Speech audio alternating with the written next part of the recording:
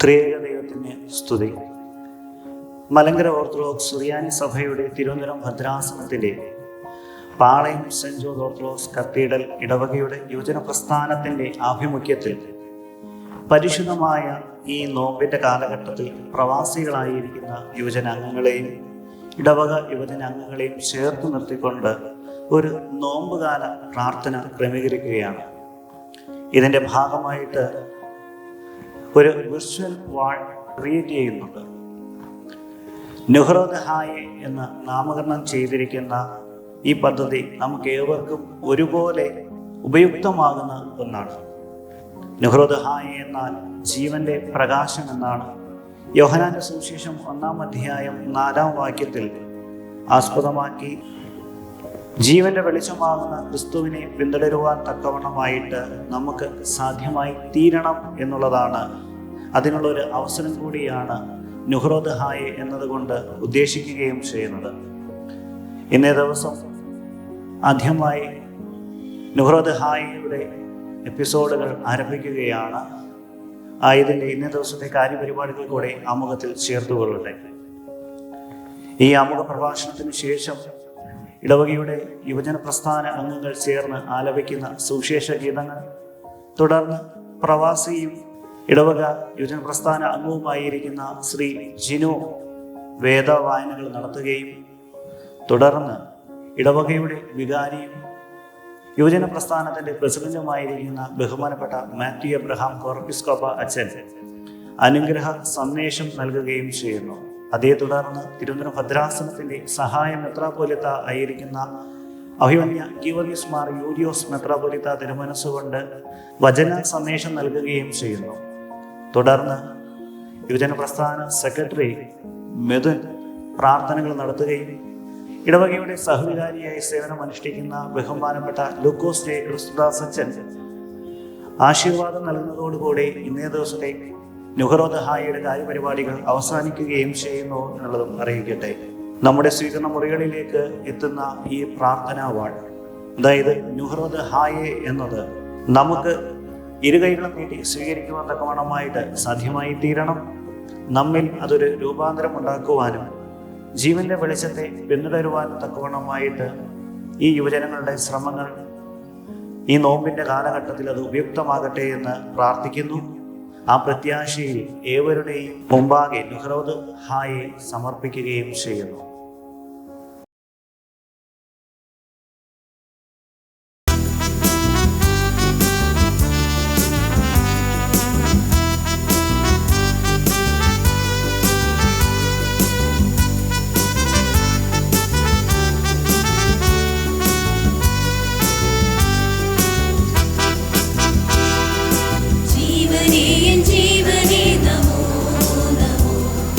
ജീവനേ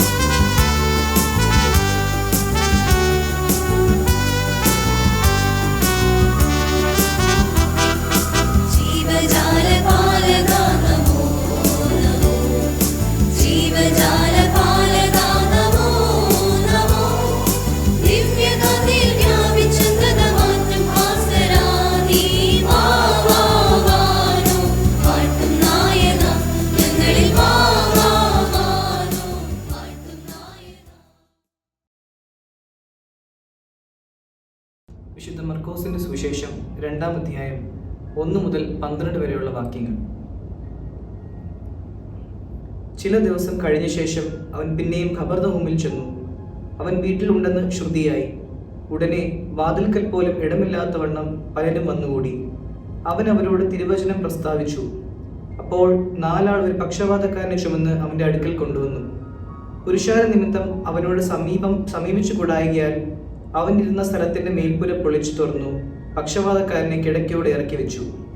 യേശു അവരുടെ വിശ്വാസം കണ്ടിട്ട് പക്ഷവാതക്കാരനോട്, മകനെ, നിന്റെ പാപങ്ങൾ മോചിച്ചു തന്നിരിക്കുന്നു എന്ന് പറഞ്ഞു. അവിടെ ചില ശാസ്ത്രിമാർ ഇരുന്നു. ഇവൻ ഇങ്ങനെ ദൈവദൂഷണം പറയുന്നത് എന്ത്? ദൈവം ഒരുവനല്ലാതെ പാപങ്ങളെ മോചിപ്പാൻ കഴിയുന്നവൻ ആർ എന്ന് ഹൃദയത്തിൽ ചിന്തിച്ചുകൊണ്ടിരുന്നു. ഇങ്ങനെ അവർ ഉള്ളിൽ ചിന്തിക്കുന്നത് യേശു ഉടനെ മനസ്സിൽ ഗ്രഹിച്ച് അവരോട്, നിങ്ങൾ ഹൃദയത്തിൽ ഇങ്ങനെ ചിന്തിക്കുന്നത് എന്ത്? പക്ഷവാതക്കാരനോട് നിന്റെ പാപങ്ങൾ മോചിച്ചു തന്നിരിക്കുന്നു എന്ന് പറയുന്നതോ, എഴുന്നേറ്റ് കിടക്ക എടുത്ത് നടക്കുക എന്ന് പറയുന്നതോ ഏതാകുന്നു എളുപ്പം എന്ന് ചോദിച്ചു. എന്നാൽ ഭൂമിയിൽ പാപങ്ങളെ മോചിപ്പാൻ മനുഷ്യപുത്രന് അധികാരമുണ്ട് എന്ന് നിങ്ങൾ അറിയേണ്ടതിന് അവൻ പക്ഷവാതക്കാരനോട്, എഴുന്നേറ്റ് കിടക്കയെടുത്ത് വീട്ടിലേക്ക് പോക എന്ന് ഞാൻ നിന്നോട് പറയുന്നു എന്ന് പറഞ്ഞു. ഉടനെ അവൻ എഴുന്നേറ്റ് കിടക്കയെടുത്ത് എല്ലാവരും കാണുകെ പുറപ്പെട്ടു. അതുകൊണ്ട് എല്ലാവരും വിസ്മയിച്ചു. ഇങ്ങനെ ഒരു നാളും കണ്ടിട്ടില്ല എന്ന് പറഞ്ഞ് ദൈവത്തെ മഹത്വപ്പെടുത്തി പറക്കുന്നു. ത്രിയേക ദൈവത്തിന്റെ വന്യതിരുനാമത്തിന് മഹത്വം ഉണ്ടായിരിക്കട്ടെ. കർത്താവിൽ വാത്സല്യ സഹോദരങ്ങളെ, നിങ്ങൾക്കെല്ലാവർക്കും ക്രിസ്തുയേശുവില് സ്നേഹവന്ദനങ്ങൾ. പരിശുദ്ധമായ 50 നോമ്പിലൂടെ നാം യാത്ര ചെയ്യുകയാണല്ലോ. അതിൽ 40 ദിവസം കർത്താവിൻ്റെ ഉപവാസവും തുടർന്നുള്ള 10 ദിവസം പീഠാനുഭവാരം അഥവാ കഷ്ടാനുഭവാഴ്ച എന്ന് നാം വിളിക്കുന്നുവല്ലോ. സന്തോഷത്തോടും പ്രത്യാശയോടും കൂടെ നമുക്ക് ഈ നോമ്പ് നോൽക്കാം. നോമ്പിന്റെ കേന്ദ്ര ബിന്ദു എന്ന് പറയുന്നത് അനുതാപമാണ്. നോമ്പുകാലത്തിന്റെ മർമ്മം പ്രാർത്ഥനയാണ്. ആത്മമനസ്സുകളുടെ ശുദ്ധീകരണം ഈ നോമ്പില് പ്രധാനമായ ഒരു കാര്യമാണ്. ഹോശേയ പ്രവാചകന്റെ പുസ്തകത്തിൽ നാം വായിക്കുന്ന പോലെ, ഇസ്രായേലെ മടങ്ങി വരിക, ദൈവസന്നിധിയിലേക്ക് പ്രാർത്ഥനയോടും അനുതാപത്തോടും കണ്ണുനീരോടും ഒരു തിരിച്ചുവരവാണ് ഈ നോമ്പിലൂടെ നമുക്ക് സാധ്യമായി തീരേണ്ടത്. ഈ പരിശുദ്ധമായ നോമ്പ് നമുക്ക് ഒരുക്കത്തോടും പ്രാർത്ഥനയോടും അനുതാപത്തോടും കൂടെ നമുക്ക് നോൽക്കാം.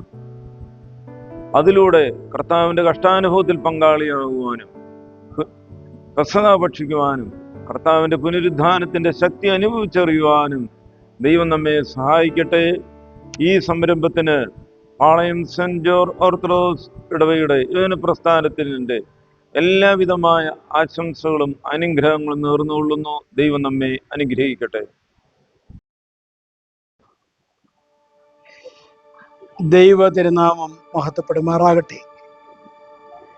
നമ്മുടെ തിരുവനന്തപുരം ഭദ്രാസനത്തിൻ്റെ കത്തീഡ്രൽ പള്ളിയായിരിക്കുന്ന പാളയം സെന്റ് ജോർജ് കത്തീഡ്രൽ ഇടവകയുടെ യുവജന പ്രസ്ഥാനം ഈ രക്ഷാകരമായ വലിയ നോമ്പ് കാലത്ത് നുഹ്റോദ് ഹായേ, ജീവന്റെ വെളിച്ചം എന്ന ഒരു പദ്ധതിയിലൂടെ നോമ്പ് കാല ചിന്തകൾ, പ്രാർത്ഥനകൾ, നോമ്പുകാല നന്മകൾ ഒക്കെ ചെയ്തുകൊണ്ടിരിക്കുന്നത് അറിയുന്നതിൽ യുവജന പ്രസ്ഥാനത്തിൻ്റെ കേന്ദ്ര പ്രസിഡന്റ് എന്ന രീതിയിലും ഭദ്രാസന വൈസ് പ്രസിഡന്റ് എന്ന രീതിയിലുമുള്ള സ്നേഹവും സന്തോഷവും പ്രത്യേകമായിട്ട് അറിയിക്കുകയാണ്. നോമ്പ് നന്മ ചെയ്യുവാനുള്ള ഒരു ഉത്സാഹം നമ്മിൽ വർദ്ധിപ്പിക്കേണ്ടതാണ്. നാം ഭക്ഷണം വെടിയുമ്പോൾ ഇല്ലാത്തവർക്ക് കൊടുക്കുവാൻ, അങ്ങനെ ജീവന്റെ വെളിച്ചം അനേകരിലേക്ക് പകരുവാൻ നമുക്ക് ഇടയാകണം. നമ്മുടെ ധ്യാന സമയം ലോകത്തിന് മുഴുവൻ വേണ്ടി പ്രാർത്ഥിക്കുവാൻ, ലോക സമസ്ത സുഖിനോ ഭവന്തു എന്ന് സർവ്വലോകത്തിനും സമാധാനം സൗഖ്യം ലഭിക്കട്ടെ എന്ന് പ്രാർത്ഥിക്കുവാൻ കുറിയെ എലൈസോൻ, കർത്താവേ ലോകത്തോട് കരുണ തോന്നണമേ എന്ന് ആത്മാർത്ഥമായി പ്രാർത്ഥിക്കുവാൻ നമുക്ക് ഇടയാകണം.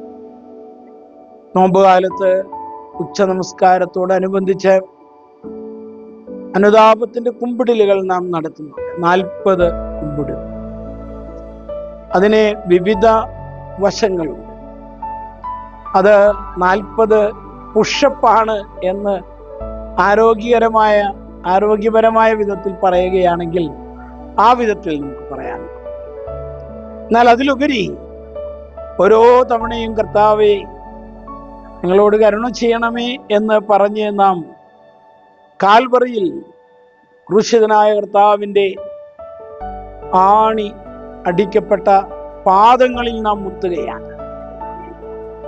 അങ്ങനെ മുത്തി നാം എഴുന്നേൽക്കുമ്പോൾ ദൈവശക്തിയാൽ എഴുന്നേൽക്കുമെന്നുള്ള ആ പ്രബോധനം, ഒരു പുനരുത്ഥാനം നടക്കുകയാണ്.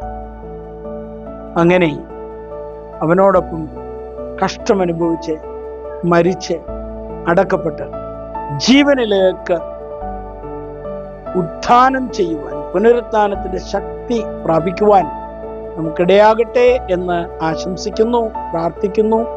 നുഹറോ ദഹായേ, ജീവന്റെ പ്രകാശനം എന്ന ഈ പദ്ധതിക്ക് എല്ലാ ആശംസകളും നേരുന്നു. ദൈവം നമ്മെ വാഴ്ത്തി അനുഗ്രഹിക്കട്ടെ.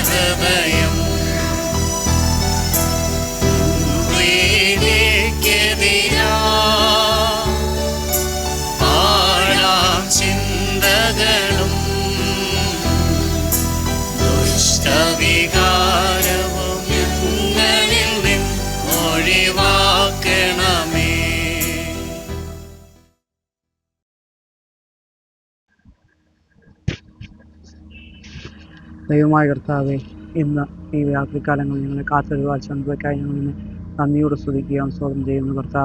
കർത്താവെ ഇന്ന് നടന്ന ഈ വെർച്വൽ മീറ്റിംഗിൽ കർത്താവെ ഞങ്ങളുടെ കൂടെയായിരുന്നു ഓരോരുത്തരെയും വാഴ്ത്തി അനുഗ്രഹിക്കണമെന്ന് പ്രാർത്ഥിക്കുന്നു. കർത്താവ് ഈ കൂട്ടായ്മ വളരെ ഭംഗിയായി മുന്നോട്ട് കൊണ്ടുപോകാൻ ഞങ്ങളെ സഹായിച്ച അനുഗ്രഹിക്കായി ഞങ്ങൾ നിന്നോട് സ്തോത്രം ചെയ്യുന്നു. കർത്താവെ വിശദമായ ഈ 50 നോമ്പിൻ്റെ ദിവസങ്ങൾ കർത്താവെ അതിൻ്റെ വിശുദ്ധിയോടുകൂടി നോക്കുവാൻ ഞങ്ങളെ സഹായിക്കണമേ എന്ന് പ്രാർത്ഥിക്കുകയാണ്. കർത്താവെ ഞങ്ങളെ ഓരോരുത്തരും അനുഗ്രഹിക്കണമെന്ന് പ്രാർത്ഥിക്കുന്നു. ഞങ്ങളുടെ പ്രാർത്ഥന ബലഹീനതകളുള്ള ഞങ്ങളുടെ ശ്രേഷ്ഠമായ സിംഹാസനത്തിന് മുമ്പാകെ കേൾക്കപ്പെട്ടവയും അംഗീകരിക്കപ്പെട്ടവയുമാക്കി തീർക്കുമാറാകണമേ. ആമേൻ. പിതാവാം ദൈവത്തിന്റെ സ്നേഹവും ഏകപുത്രന്റെ കൃപയും പരിശുദ്ധാത്മാവിന്റെ സംബന്ധവും സഹവാസവും എല്ലാവരുടെയും നല്ല ആവശ്യങ്ങളുടെ മേൽ ഇപ്പോഴും എപ്പോഴും എന്നേക്കും ഉണ്ടായിരിക്കുമാറാകട്ടെ. ആമേൻ.